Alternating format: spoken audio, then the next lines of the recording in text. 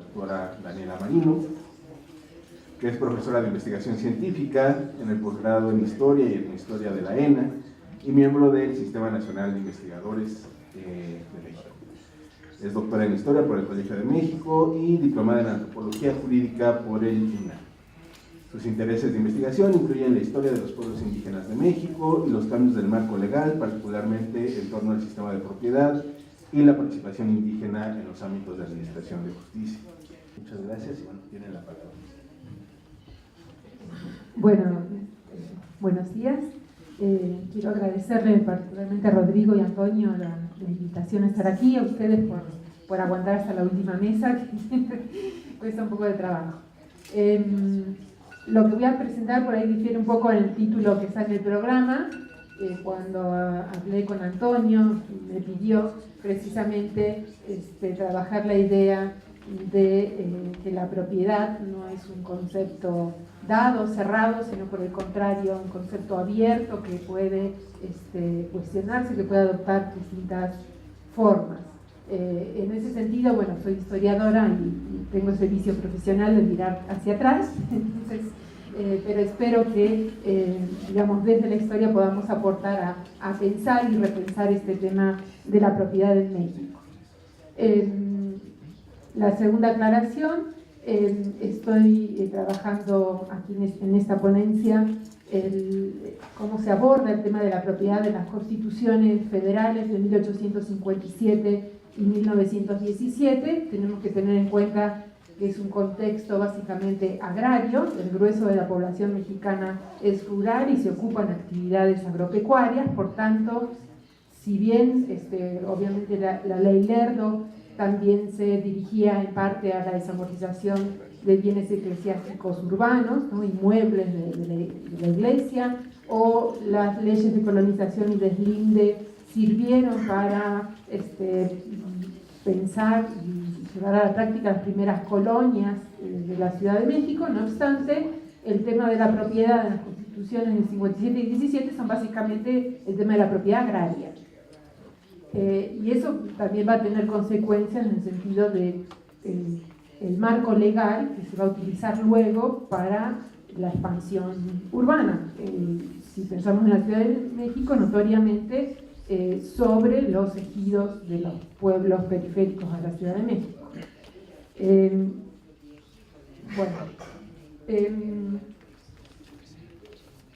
La siguiente entonces acotación es que esas constituciones, si bien las podemos claramente enmarcar en los dos primeros momentos de globalización del pensamiento jurídico que define Duncan Kennedy, es decir, liberalismo y socialismo jurídico,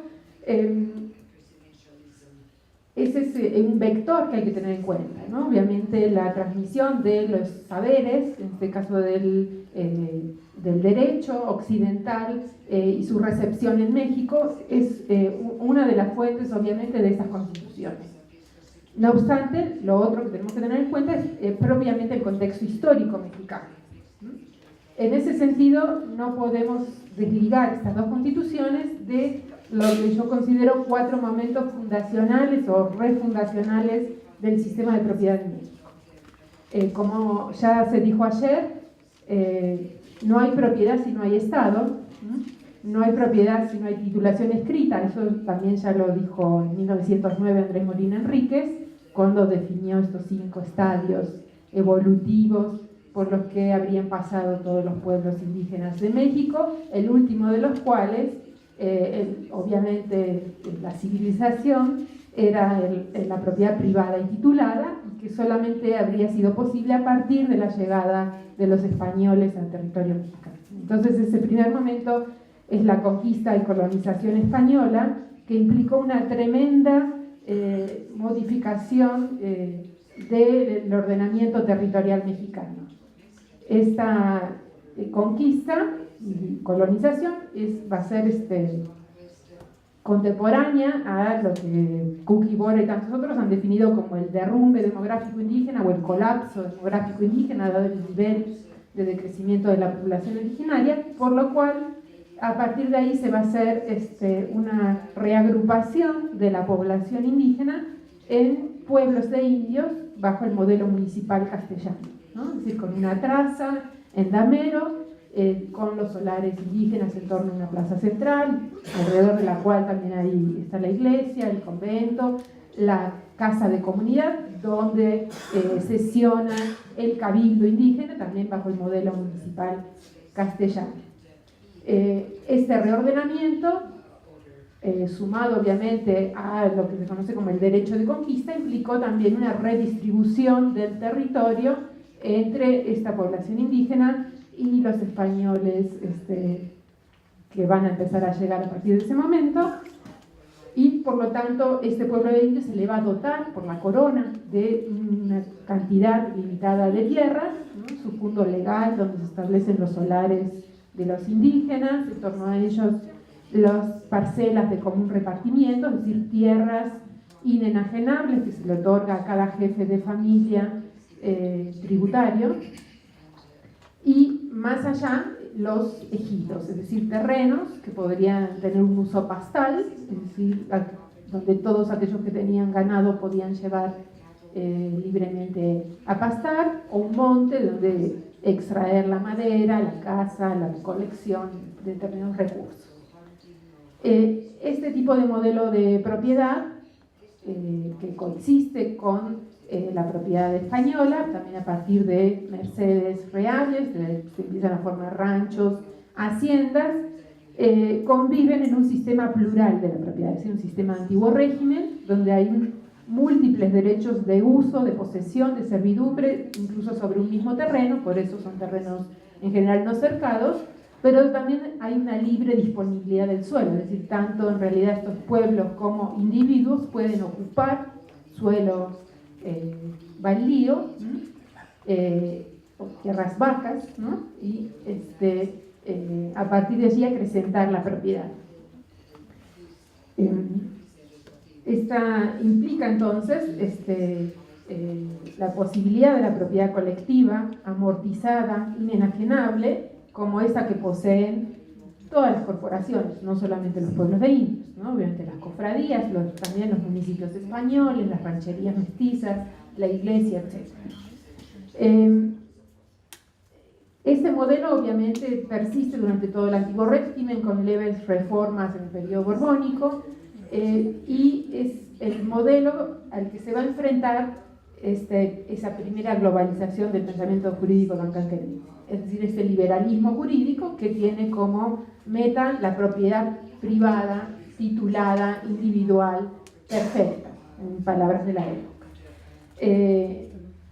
Claro, estamos hablando de un contexto como el mexicano, con tal vez más del 60, quizás 80% de población residiendo en pueblos con algún tipo de tenencia comunal. Entonces, ayer se habló precisamente de este tema de que la propiedad finalmente expresa relaciones de poder. Entonces, cómo transformar esa tenencia amortizada, corporativa del antiguo régimen hacia el modelo individual de propiedad. Obviamente que implica una tremenda transformación del sistema de propiedad, y este liberalismo que se va a expresar sobre todo, si bien empieza desde la Constitución española de 1812, que tiene un efecto bien importante, no vamos a abundar ahora en eso, pero implica básicamente, al decretar la igualdad jurídica de todos los habitantes, el que ya no haya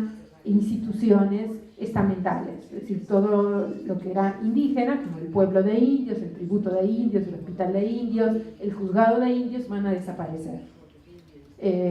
Por lo tanto, también ya no va a haber cabildos indígenas, va a haber ayuntamientos para gobernar municipios que son multiétnicos. Sin embargo, toda la legislación política y electoral independiente posterior va a restringir el acceso de los indígenas a los cargos de elección. Por lo tanto, de pronto, en jurisdicciones que anteriormente eran de pueblos de indios, ahora gobierna un ayuntamiento no indígena, que es el que va a llevar adelante estas medidas liberales de privatización de la propiedad. Eso obviamente va a tener un efecto importante, demorado, porque finalmente este programa liberal anticorporativo secularizador va a tener su expresión más acabada a mediados del siglo XIX. Básicamente la ley de desamortización de propiedades rústicas y urbanas de corporaciones civiles y eclesiásticas de junio de 1856, conocida como la ley Lerdo por el ministro que la promulgó, y la constitución del año siguiente, la constitución de 1857, que es la primera constitución que incorpora el tema de la propiedad en su articulado. Como la propiedad es un tema de poder, hay que decir también que obviamente esa constitución, apenas un par de meses después de promulgada, va a dar lugar a un golpe militar que va a provocar una década de guerra civil en la que el país va a estar dividido en dos facciones, cada una bajo un gobierno diferente y con un orden jurídico diferente, ¿no? Es esta famosa guerra entre liberales y conservadores que se extiende con la invasión francesa, y por lo tanto la década de 57 a 67 pues es una década de guerra, y es en ese contexto de guerra que se va a realizar primero básicamente la desamortización y nacionalización religiosa. Como dijimos, el primer momento, la conquista española, también es un momento de gran violencia. El segundo momento, el liberalismo, la aplicación de este modelo de la liberal de la Reforma, también va a dar lugar, como digo, a una década de guerra civil. El tercer momento, que es a consecuencia de la Revolución Mexicana de 1910, cuando se plantea la reforma agraria, eso nuevamente un tercer momento de muchísima violencia, de guerra civil. Entonces, estos, por lo menos los primeros tres momentos que estamos hablando en que se transforma el sistema de propiedad, tenemos por un lado un orden jurídico nuevo que se impone sobre una realidad social, sobre una realidad de la propiedad existente y que busca transformarla a partir de ese aparato jurídico, y que o es posible luego de una guerra civil o que provoca una guerra civil precisamente esa transformación de la propiedad. Entonces, creo que esto que se hablaba ayer de que no hay propiedad sin Estado, no hay propiedad sin relaciones de poder manifiestas, creo que la historia de México es un ejemplo cabal de esa situación. O sea, no podemos obviar este contexto si queremos hablar de cómo se ha transformado la propiedad en México. Otro punto que salió ayer también es el tema en que tenemos una realidad social, hay un orden jurídico que busca encauzarla y sin embargo los arreglos son políticos, ¿no? Hay un arreglo político entre la letra de la ley y la realidad social. Obviamente no podía ser de otra manera si atendemos al contexto, ¿no? Cómo transformar esa realidad corporativa hacia el sistema monista de la propiedad individual, titulada, cercada, perfecta. Por supuesto que va a haber muchísimos arreglos a nivel local y regional, y eso va a llevar hacia una transición incompleta que va a provocar la revolución según el consenso historiográfico, y por lo tanto llegamos a la revolución sin que se haya completamente abolido el sistema propietario de antiguo régimen, sin que se haya establecido plenamente o a totalidad el sistema liberal de la propiedad, cuando la revolución va a estar planteando cierto retorno al orden jurídico previo. Esta idea de que hay que retribuir a los campesinos que hicieron la revolución y que por lo tanto se va a expresar en un momento mediante la restitución de los ejidos, de aquellos terrenos que dijimos que estaban a la salida de los pueblos como unos terrenos de uso comunal para todos los vecinos. En principio esa es la política de la reforma agraria, que luego va a transitar hacia ya la invención del ejido. Ya con la ley de ejidos de 1920 ahora se crea una nueva corporación que va a ser el ejido con sus propias autoridades, su propio territorio y, como dice Reitelman, en colisión con el orden municipal, ¿no? Vamos a ir un poco más puntualmente. Finalmente, el cuarto momento refundacional del sistema de propiedad, que hasta ahora no ha provocado ninguna guerra, lo sabemos, ha sido la reforma al artículo 27 constitucional de 1992, que que pone fin al reparto agrario y ha sido evaluada incluso por algunos como una nueva desamortización, ¿no? Como la desamortización del ejido, porque es esta legislación que había hecho del ejido como una corporación de tierras inalienable, intransmisible, inembargable, indivisible, imprescriptible, va a perder todas esas características a partir de esta titulación por el proceso.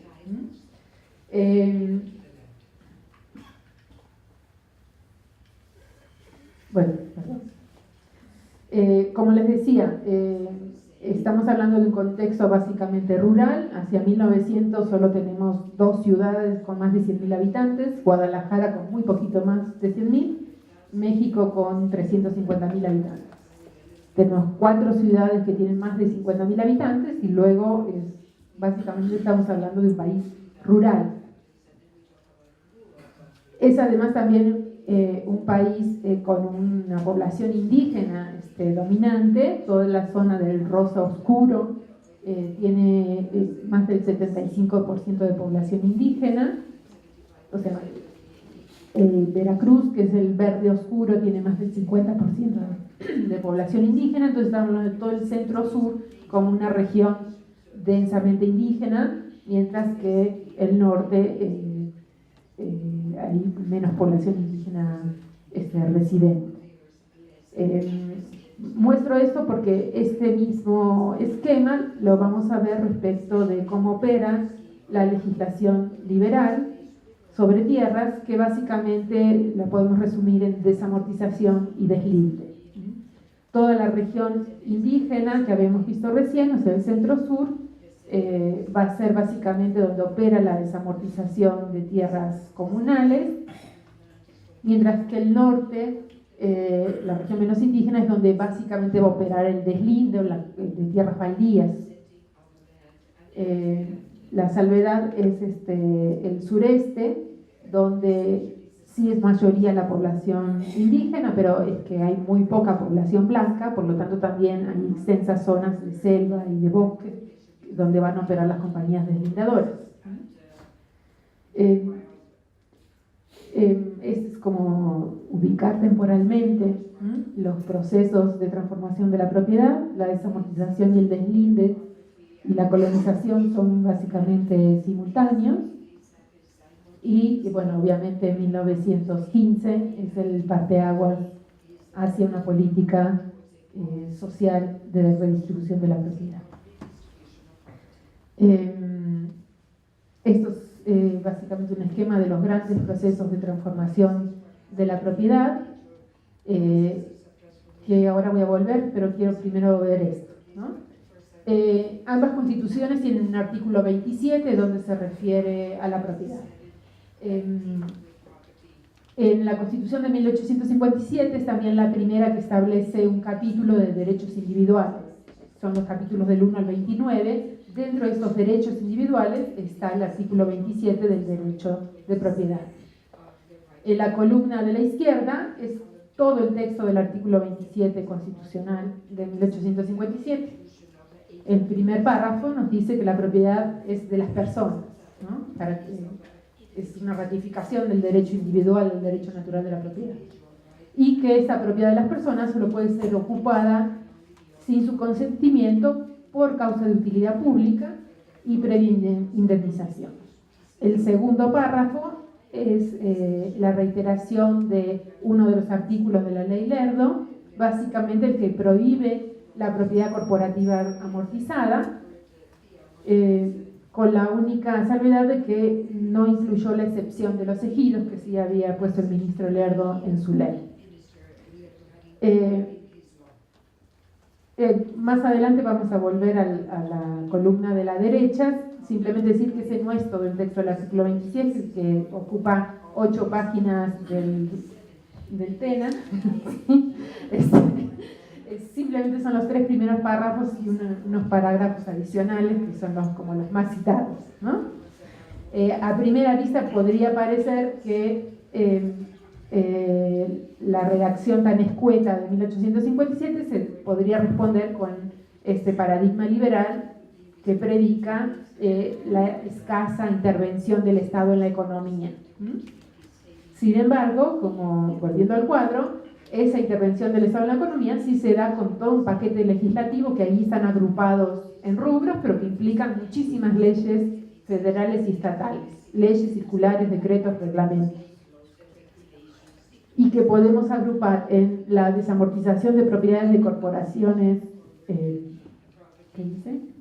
Perdón, no leo, municipales e indígenas, por esta separación que dijimos a partir de la Constitución de 1812, donde ahora los municipios son regidos por un ayuntamiento en la cabecera de población no indígena, en la mayoría de los casos, implica que van a surgir lo que los antropólogos llaman comunidad, es decir, esta definición de Wolf, de la comunidad cerrada, homogénea, excluyente.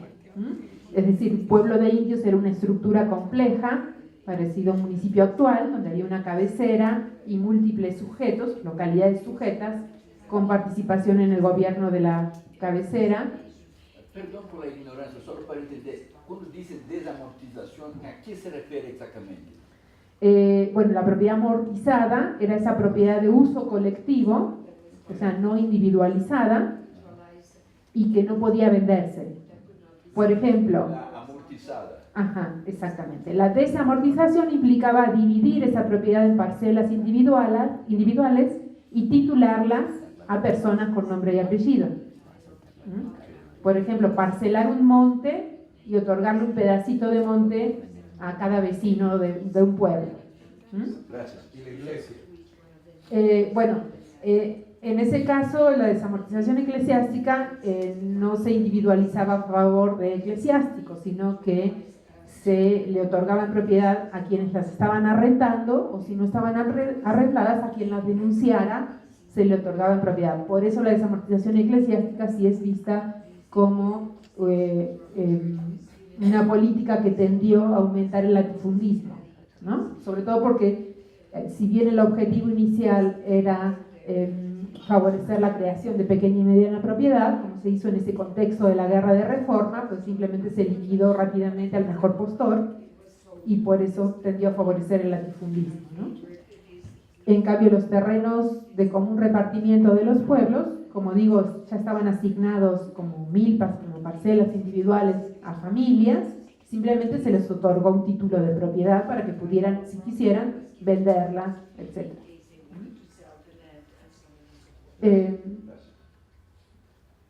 Bueno, me perdí, ¿dónde está? Perdón.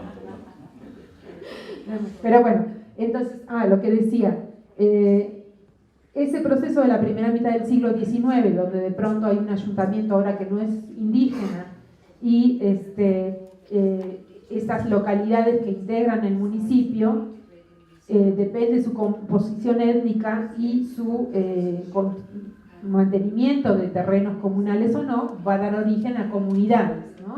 En algunas de estas localidades donde se concentra población indígena y que todavía tienen ejidos, algún tipo de bien comunal, en torno a esos bienes comunales va a crearse la comunidad indígena. Esto es importante decirlo porque contra esa comunidad es que va a ir la legislación liberal. Cuando se habla de comunidad se refiere a la posesión de tierras comunes. En ese sentido se refieren los votos de Ignacio Vallarta en 1882, cuando dice que Lerdo sí buscó la abolición de la comunidad, o cuando dicen que la comunidad está extinguida. Obviamente no se refiere a un núcleo de población indígena o de cultura indígena o de costumbres indígenas, sino se refiere a que un grupo posea tierras no individualizadas, sino de uso comunal, indivisible. A eso se refieren con comunidad. Entonces, como digo, toda esa legislación, que es muy abundante, se puede clasificar en desamortización civil, es decir, tierras que han quedado en propiedad de los ayuntamientos como propios, que arrendaban para obtener fondos, para pagar al secretario del ayuntamiento, para realizar obras públicas, etcétera.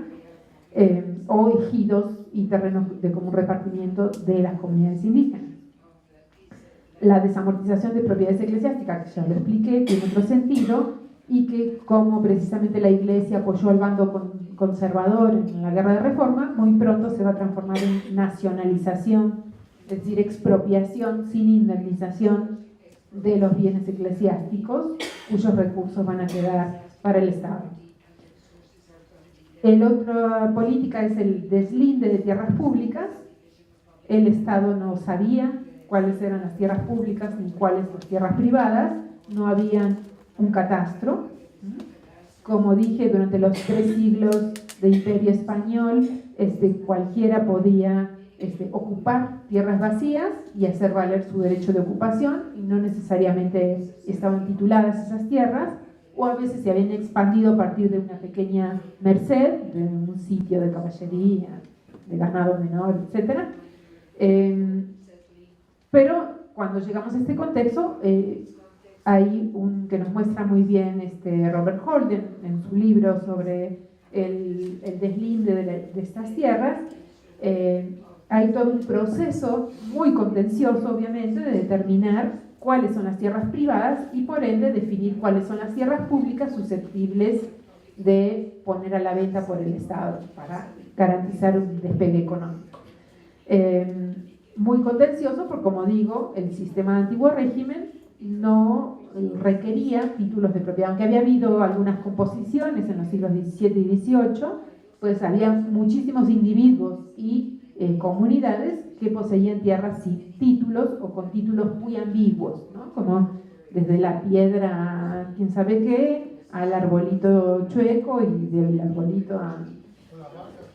etcétera, ¿no? Entonces termina siendo un proceso finalmente muy litigioso, muy contencioso, el tema de definir la propiedad pública de la propiedad de los pueblos que ha de desamortizarse, de la propiedad privada. Y como muy bien lo relata Holden, termina realizándose por arreglos políticos. Es decir, bueno, tomo por bueno lo que tú me dices, porque si no tú me vas a poner un juicio y entonces yo, compañía, voy a perder dinero, voy a perder tiempo, no voy a cumplir con el contrato, me van a quitar la concesión, etc.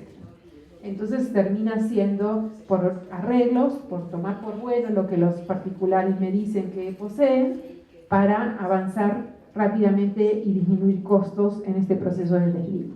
Lo mismo nos dice Raymond Craig respecto del proceso de mapear la República Mexicana, ¿no? Como a nivel de campo los ingenieros tienen que negociar con los actores locales, ¿no? Que ven llegar un ingeniero a medir y obviamente temen que luego viene el cobrador de impuestos o que viene luego el Estado a quitarme la tierra. Entonces también hay como una invención de ciertas áreas de este mapa, supuestamente muy científico y positivista, donde no me dejaron pasar y entonces en el gabinete pues dibujo algo ahí en el medio, ¿no? Lo mismo también ha investigado Héctor Vera respecto de la imposición del sistema métrico decimal, como aparece en la Constitución del 57, pero todavía el Censo Económico 1930 sigue estableciendo las equivalencias entre varas, mecates, cuerdas, pies, metros, etc., ¿no? Es decir, es todo un proceso que podría ser, digamos, si lo vemos jurídicamente como un acto de autoridad del Estado de transformar todo el sistema de propiedad, que en la práctica es un proceso larguísimo, sumamente contencioso, parcial, donde políticamente tiene que negociarse y consensuarse a nivel local. Y como digo, llegamos a 1910, a la Revolución Mexicana, y sin haberse completado la reforma liberal, todavía con existencia de comunidades, con propiedad comunal, etc., se va a empezar a definir la reforma agraria, que se define sobre la marcha. También hay que recordar el contexto histórico del decreto de 1915. Carranza tiene que salir de la Ciudad de México desde Veracruz, al mismo tiempo que le ordena al general González arrasar con los campos morelenses y los pueblos morelenses que se habían empoderado a partir de la reforma zapatista. Al mismo tiempo está decretando la ley de municipio libre para la autonomía de los municipios y la ley de reforma agraria, básicamente para hacerse de una base social de la que carecía, ¿no? Esta primera este primer momento de la reforma agraria entre la ley de 15, el artículo 27 de la Constitución del 17 y todavía hasta la ley de ejido del 20, entonces se sigue pensando en el ejido como un tipo de tierras que se le van a restituir a los pueblos, en un sistema transitorio, de devolverle transitoriamente las tierras a los pueblos indígenas, en lo que aprenden a valorar la propiedad privada y por lo tanto se les va a dividir y titular. Y es recién la ley de ejidos de 20 la que va a establecer el ejido como corporación. Es decir, con terrenos municipales se crea una institución paralela y divorciada del municipio. De pronto va a haber un ayuntamiento como organización política del municipio y algunos de los vecinos del municipio van a ser ejidatarios y a su vez van a tener absoluto control sobre el territorio elegido y van a tener también organizaciones para gobernar o administrar ese ejido.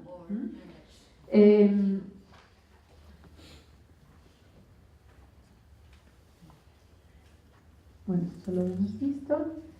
Ese es entonces el artículo 27 constitucional de 1917, en la columna de la derecha.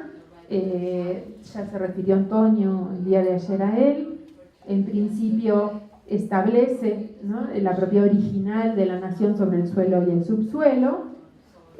Va también a establecer a partir de ahí el derecho que tiene la nación para aplicar modalidades a la propiedad privada, es decir, para regular la propiedad privada y por lo tanto para expropiar y redistribuir esa propiedad en aras de ciertos fines sociales, ¿no?, como que se aparecen ahí en el tercer párrafo, para el desarrollo de la pequeña propiedad agrícola en explotación, para la creación de nuevos centros de población agrícola con las tierras y aguas que les sean indispensables, para el fomento de la agricultura y para evitar la destrucción de los elementos naturales y los daños que la propiedad pueda sufrir en perjuicio de la sociedad. Todavía no habla de núcleos agrarios, habla de pueblos, rancherías, comunidades que carezcan de tierras y aguas o no las tengan en cantidad suficiente, puedan pedir que se les dote de ellas tomándolas de las propiedades inmediatas. Vuelve a hablar también de esa pluralidad de sujetos agrarios, como los condueñazgos, rancherías, pueblos, congregaciones, tribus y demás corporaciones de población que de hecho o por derecho guardan el estado comunal, tienen capacidad para disfrutar en común las tierras, bosques y aguas que les pertenezcan o que se les restituyan. Entonces se vuelve a dar personalidad jurídica a estas corporaciones agrarias que se les había quitado en la Constitución de 57, pero sí mantiene la negativa a poseer bienes raíces para las instituciones eclesiásticas. Ese es el último parágrafo que incluí. Un detalle nada más. Aparece el concepto de centro de población en el artículo. Después, en la reforma. No, pero ahí en el 17 dice creación de nuevo centro de población. Sí, ok. Sí, nada más eso. Nada más. Sí. O sea, en la reforma, Bueno, ya sí, después, ahí donde aparece creación de nuevo centro de población. No núcleo de población. Ese es un concepto que aparece en la reforma. Sí. Bueno, este es simplemente también como un listado de las principales leyes de reglamentos circulares. Generalmente se habla de la reforma agraria como de la ley de 15, del artículo 27, pero obviamente en realidad se va a reglamentar hasta la ley de ejidos de 20. Hay muchísimas reformas. Todo este proceso antes del cardenismo también es muy, muy complejo, contradictorio. Surgen también una serie de compilaciones y de periódicos destinados a difundir todos estos cambios legales e incluso los machotes que los pueblos tienen que llenar para pedir dotación, restitución. Es un proceso muy confuso que va a alentar bastante que va a ralentizar bastante el proceso de la reforma agraria hasta el cardenismo, como sabemos, ya con el Código Agrario de 1934, donde es la mayor proceso de dotación y de restitución, pero sobre todo de dotación de tierras no solamente a pueblos, porque ahora también se les va a dar derecho a los peones de la hacienda, etc., ¿no? Esto implicó que para 1992, cuando se hace la reforma en ese artículo 27, va a haber una serie de reformas posteriores, en 40, en 71, etc. Pero en 92, cuando se hace esta reforma para poner fin a la reforma agraria y para otorgarles la posibilidad de individualizar y titular las parcelas ejidales a sus titulares, entonces prácticamente la mitad del territorio está bajo control comunal o ejidal, ¿no? Entonces, obviamente fue otra vez un proceso dirigido desde el Estado que buscó y que logró transformar la disposición de la tierra, no ya por las fuerzas del mercado, ayer se hablaba del mercado, no por las fuerzas de la oferta y la demanda, sino obviamente con una clara voluntad política, que tanto en la reforma del 57 como en la de 1917 tenía que ver con ideas jurídicas del derecho occidental, transformaciones que estaban teniendo lugar en el derecho occidental, pero también tiene que ver con contextos históricos muy particulares mexicanos y que van a obviamente generar muchísimos desajustes, muchísima litigiosidad, y el resultado es un gran desorden jurídico, si se quiere, de la propiedad, ¿no? En cuanto a titulación de la propiedad, tenemos sistemas que siguen siendo plurales, hay muchos títulos de acceso al uso y a la propiedad del suelo. Este segundo proceso, por supuesto, también se hizo con muchísimos arreglos políticos, ¿no? Para la Ciudad de México es notorio, ¿no? Digamos, la concesión de ejidos a lo que eran los pueblos periféricos a la Ciudad de México en los años 20, 30, 40, va a empezar a coincidir también luego con la expansión, el crecimiento demográfico de la ciudad y la expansión de la mancha urbana hacia estos pueblos recientemente dotados de ejidos, que entonces hay que recordar que esta legislación de la reforma agraria era sumamente restrictiva respecto a lo que un titular podía hacer con la parcela ejidal, pero frente a una realidad social que se desborda, obviamente da lugar a ventas ilegales, a arrendamientos, a ocupaciones. Este Estado también, con mucha necesidad de legitimidad política, también fomenta muchas veces estos arreglos particulares. Entonces, bueno, yo le cerraría ahí. La idea era iluminar históricamente este proceso de transformación de la propiedad en México y, bueno, despertar ideas a ver qué va a hacer el constituyente con la propiedad en la Ciudad de México. Periféricos a la Ciudad de México.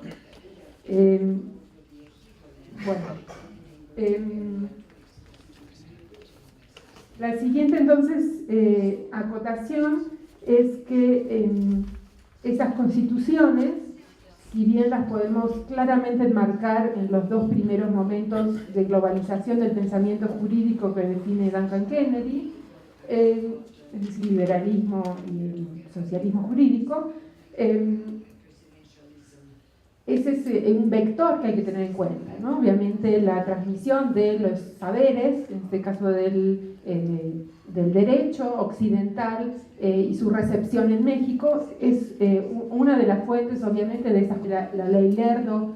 También se dirigía en parte a la desamortización de bienes eclesiásticos urbanos, ¿no? Inmuebles de la iglesia, o las leyes de colonización y deslinde sirvieron para pensar y llevar a la práctica las primeras colonias de la Ciudad de México. No obstante, el tema de la propiedad en las constituciones del 57 y 17 son básicamente el tema de la propiedad agraria.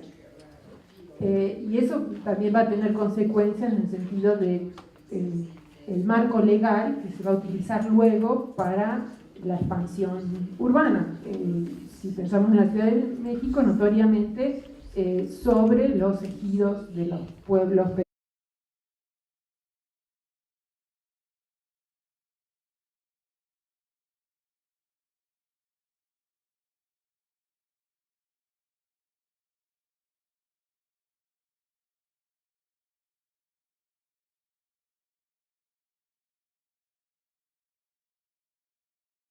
doctora Daniela Marino, que es profesora de investigación científica en el posgrado en Historia y en Historia de la ENA y miembro del Sistema Nacional de Investigadores de México. Es doctora en Historia por el Colegio de México y diplomada en Antropología Jurídica por el INAH. Sus intereses de investigación incluyen la historia de los pueblos indígenas de México y los cambios del marco legal, particularmente en torno al sistema de propiedad y la participación indígena en los ámbitos de administración de justicia. Muchas gracias y bueno, tienen la palabra. Bueno, buenos días. Quiero agradecerle particularmente a Rodrigo y Antonio la invitación a estar aquí, a ustedes por aguantar hasta la última mesa, que cuesta un poco de trabajo. Lo que voy a presentar por ahí difiere un poco en el título que está en el programa. Cuando hablé con Antonio, me pidió precisamente trabajar la idea de que la propiedad no es un concepto dado, cerrado, sino por el contrario, un concepto abierto que puede cuestionarse, que puede adoptar distintas formas. En ese sentido, bueno, soy historiadora y tengo ese vicio profesional de mirar hacia atrás, entonces, pero espero que, digamos, desde la historia podamos aportar a pensar y repensar este tema de la propiedad en México. La segunda aclaración, estoy trabajando aquí en esta ponencia cómo se aborda el tema de la propiedad de las constituciones federales de 1857 y 1917. Tenemos que tener en cuenta que es un contexto básicamente agrario, el grueso de la población mexicana es rural y se ocupa en actividades agropecuarias, por tanto, si bien obviamente